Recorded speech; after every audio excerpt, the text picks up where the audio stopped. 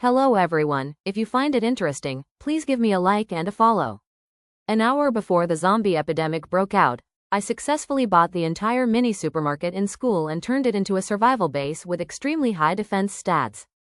The number one survival rule in the apocalypse is to build a base to protect your life. Before this semester started, I volunteered as a guinea pig for a week. Finally, I received $6,000 in health benefits. After paying off the remaining tuition, I also got to know a sister who worked in the lab. At 3 a.m. yesterday, she suddenly sent me a message. Jessica, we discovered a new type of lung virus. Infected people will have their nervous system attacked and be completely controlled by the virus, becoming crazy and bloodthirsty like demons and cannot be cured. If you are at school, you should stock up on things right away. Protect yourself well. At 6:30 a.m. when I read this message, I was so scared that I jumped out of bed like a spring. My mind immediately cleared up. In recent days, I had been constantly reading the news in the city, about rabies, about people biting passers-by and even medical staff. I had a vague guess that this was the zombie virus. Damn, I didn't expect the worst scenario to come true so quickly. If that's the case, the fastest time would be this afternoon, the latest tomorrow. The outbreak would explode in exponential numbers right around us. I tried to organize the chaotic thoughts in my head, then quickly calmed down. I quickly got out of bed and called my little aunt who lived near my school. When she picked up the phone, she was still half asleep. But when she heard my serious voice requesting an urgent meeting, she still jumped up at the fastest speed and ran over to wait under my dormitory. After telling her all the information I had, I asked her directly if she believed me and wanted to team up with me. After listening, she almost without hesitation asked me directly, what was the next plan? The plan was to take over the mini supermarket in the school and turn it into a defensive base. Since the big shopping mall next to the school opened, the business of the mini supermarket in the school has been increasingly sluggish. As far as I know, the owner recently intended to transfer it, but because he raised the price so high, he has not been able to transfer it to anyone yet. Our student dormitory, the defense capability is not strong enough, the storage space is too small, the things just bought, transporting upstairs also takes a lot of time. Taking over the mini supermarket was obviously the wisest choice. First, I called the supermarket owner and offered to take over his store this morning. My aunt didn't say a word and turned back to the dormitory to get the money right away. At 7:12 a.m., there were 6 hours left until the zombie outbreak. Back at the dormitory, I dragged all my sleeping roommates out of bed and told them all about the virus leak and the need for friends to stock up on supplies. I waited for a way out, not mentioning buying the store. Except for Abby, who seemed to agree, the rest of them had blank, doubtful faces. What the hell has the government announced now? It's not certain that it's true. Class President Floria suggested, how about we vote on whether we should pool our money to buy things or each of us should buy our own things? It's already too late, why are you wasting your time here? When the virus breaks out, if we don't get bitten to death, we'll all starve to death. Floria was retorted by me, her face red as a beetroot, not willing to lose. Very good, you said you'd contribute money? Then tell me how much you're going to contribute. A poor kid like you still has to put on airs? Besides, this is all the dormitory has to offer, where do we put our things? We're not sure what will happen in the future, won't we have to discuss it? Another kid also chimed in. Actually, I'm not sure whether I should stay in the dormitory with you guys or go home early. So I also think it's more reasonable to save money and take care of myself. They're clearly afraid of me, a poor kid who's tricking them.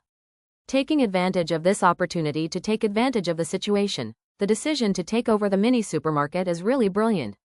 In the apocalypse, having to share a camp with this kid, locking myself in the dormitory, even if I pile up a lot of food, I'm not sure I can raise my head.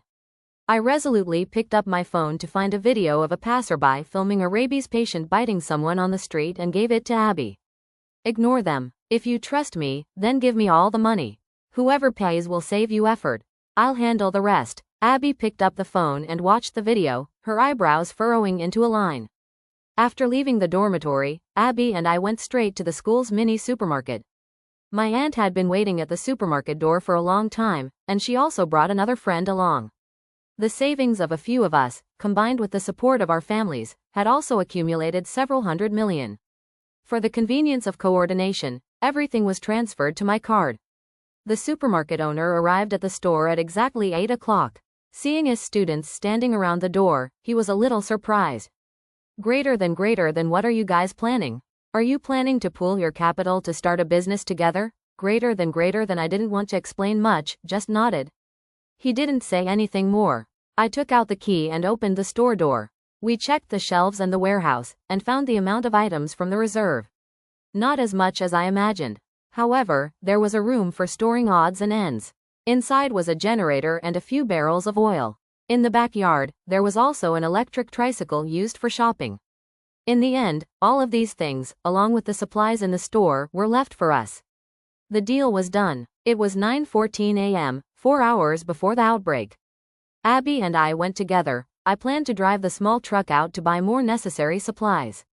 My aunt's friend was responsible for staying at the store, calling nearby water supply points, buying as much bottled water as possible, and at the same time contacting the workers, reinforcing all the fences around the backyard and adding an electric net on top.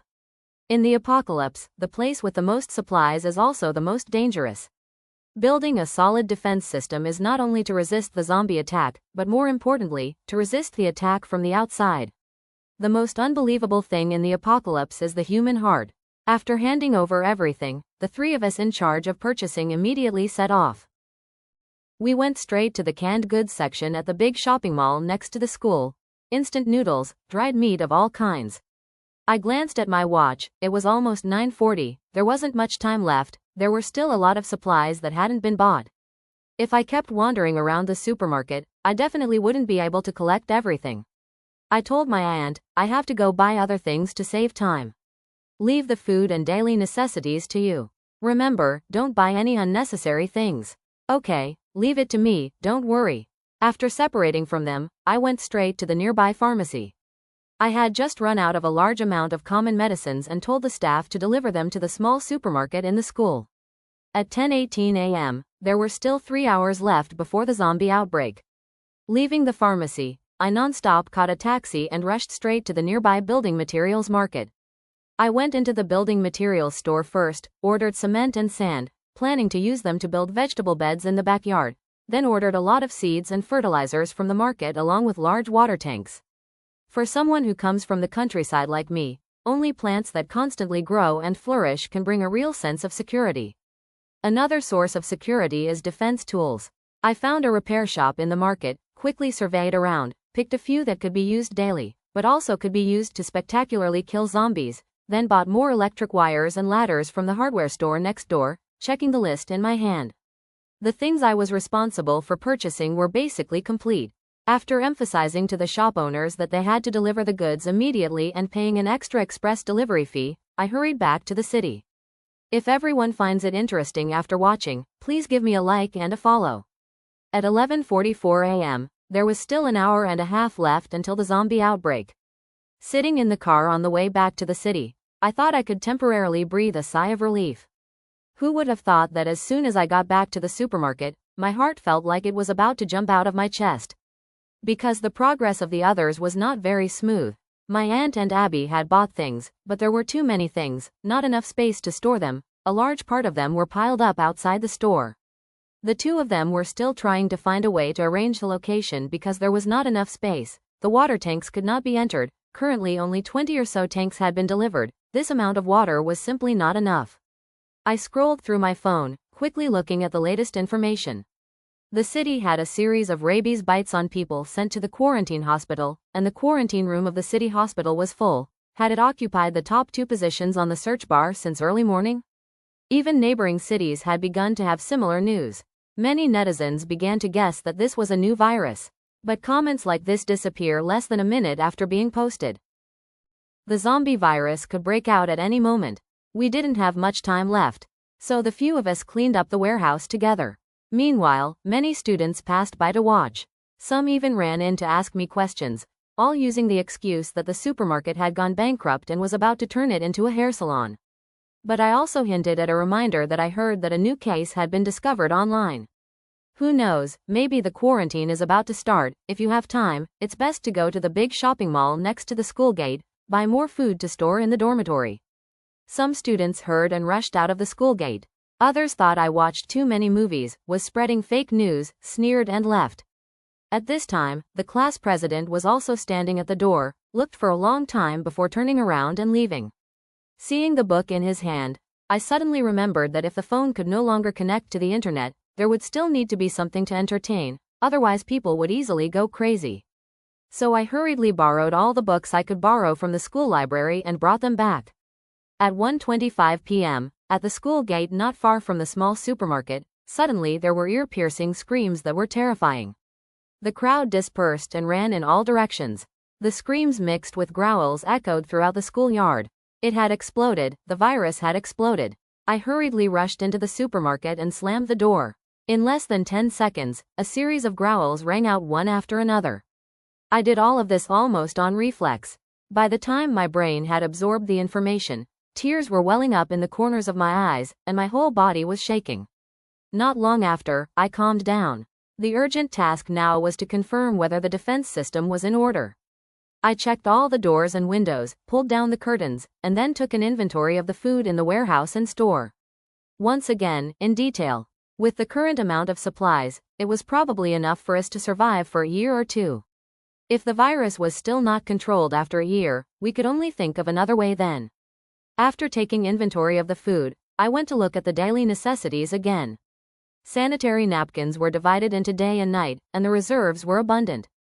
Another important thing was water. I counted over 500 barrels. Just as I was secretly happy that my teammates were so awesome, I suddenly realized I got a notification that Floria transferred me 100,000. Take the money, I'll find a way to go to the supermarket to find you later. Remember to open the door for me. Well, I found it a bit funny. I texted back, what are you looking for me for? I don't have much stuff, so I might as well join you guys. I immediately pressed the refund button in the transaction history. Floria immediately sent a message. What do you mean? I ignored it and didn't reply, but it continuously aimed at several swear messages. Classmates in the same room, are you going to just watch me die? Why are you so petty? You're such a narrow-minded country bumpkin. How long do you think this virus will last? When you get back to the dorm, don't feel like you can't stay. If you're so selfish, I'll incite the whole school to come and beat you up. That small supermarket, let me see how much he can hold back. Are you mute? Just wait for me. Looking at his curses, my heart was calm. But I believe he's more than capable of inciting the whole school to come and beat up the supermarket. Because after I blocked him, many people in the class group were blocking my name. Floria also added fuel to the fire. You clearly knew about the virus but didn't tell us. What right do you have to take over the supermarket now? That's right, quickly open the supermarket and distribute the goods inside to everyone. We can't stockpile anything, we won't last for more than a few days. No, the poor people are inherently dark and selfish. I think he just wants to kill us all. Don't mess with him. Find a way to avoid the zombies. Just charge straight in and kick him. Abby stood beside me looking at her phone, unable to sit still. Jessica, are they really going to come and rob us of our supplies? They will definitely come. Wait a few days, when everyone is crazy about coming, they will be even more ferocious. Abby revealed a look of fear. What should we do? Let's give them some. Absolutely not. As long as you open this door, the supplies inside will not be robbed, then others will never give up. In this apocalyptic era, you can't be a saint. We worked hard to accumulate this much supplies. We can't worry about others, just worry about ourselves. My little aunt scrolled through our class group chat. The more she looked, the worse her expression became. They cursed you like that, and you don't talk back? I stood up and walked towards the backyard. What's the point of talking back? If you have time to argue, you'd rather go and stock up on more supplies. Let's go. Let's find a way to reinforce the back wall to the power grid. In order to do a good job of defense, a few of us went to the backyard. But the backyard fence was really too low, both zombies and humans could easily climb in. At this time, the zombies' growls were still echoing outside the fence.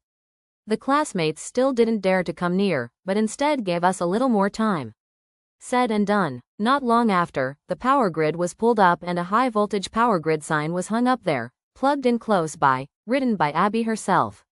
We officially turned on the power. Our last line of defense was finally completed. Back at the supermarket, it was already dark. Outside the rolling door, there was still an occasional banging sound. It was unclear whether it was from humans or zombies. We were all getting used to it. We had gone through too much today, and everyone had no appetite. AVU and my aunt didn't even want to eat, only drinking a few sips of water. Just like that, after we divided up our shifts, we started to rest. The second day after the zombie outbreak, at 7 a.m., I woke up. I found the others also sitting on the floor mattresses, absent-minded. I guess no one slept well. After breakfast, I suggested using the drone to check the situation in the school. What now?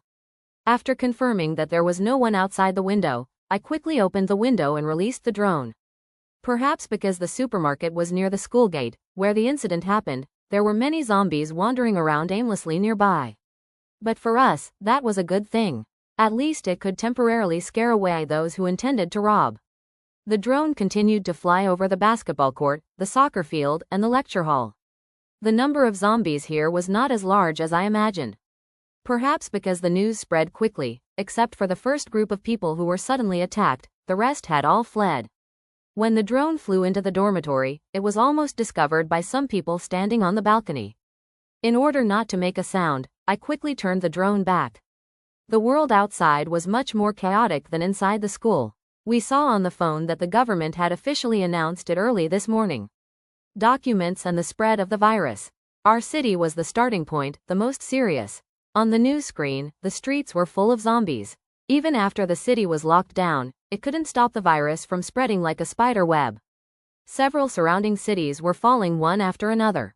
At the same time, similar viruses appeared in other cities and countries.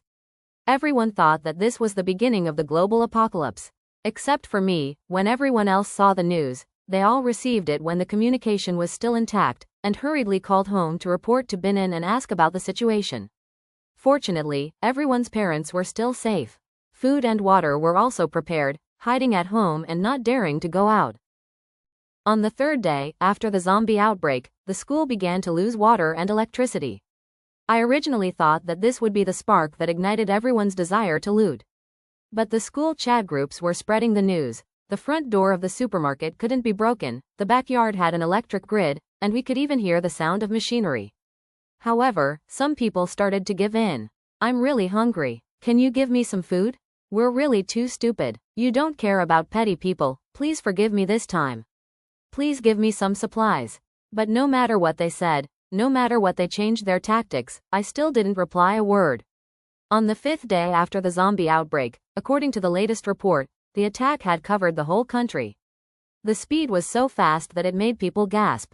But we hid in the supermarket full of supplies. A feeling of safety filled us. On the 26th day after the zombie outbreak, the weather became more and more abnormal. Normally, the temperature during the day and at night is very high at the end of July. But now it was over 40 degrees during the day, and only a few degrees at night. And now when I used it to check the situation, there was no sign of a living person outside. I went into the warehouse to check the remaining supplies. I didn't know how long the current supplies would last. During this time, a group of people drove to the school to collect supplies. But not long after, the roar of those people was heard, and they were never seen again. On the 200th day after the zombie outbreak, a few of us were rearranging the existing supplies when suddenly a huge crash was heard at the school gate. After about a dozen crashes, the sound stopped. We hurriedly ran to the window to see a few armored vehicles parked in front of the supermarket. Several people in military uniforms got out of the car, then picked up a loudspeaker and shouted, "Is anyone inside? We're here to rescue them." Looking at their figures, we couldn't help but cry with joy. We were finally saved. If you find it interesting, please give us a like and a subscribe. Thank you for watching the video.